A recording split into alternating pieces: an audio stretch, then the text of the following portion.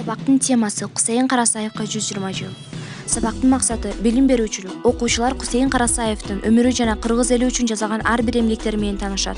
Өнүктүрүүчүлүк. Кусейин Карасаевтин жазаган зор эмгектерин пайдалана билүүнү, сөз байлыгыбызды эске тутууну чыңдашат.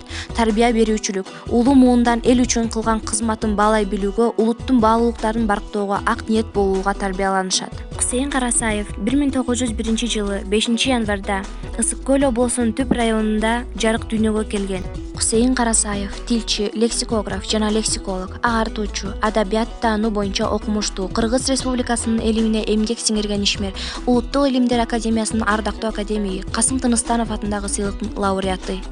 Мен залкар инсандын кызы болгондугума өтө сыймыктанам. Атамдын үлгүлүү көп сапаттары бар болчу. Ал даанышман, акылдуу, ыймандуу, адамгерчиликтүү адам жана мыкты ата болчу. Анын айткандарын көп эстейм. Билимге, тил үйрөнүүгө басым жасагыла деп көп айтчу. Өзү 16 тилде эркин сүйлөчү.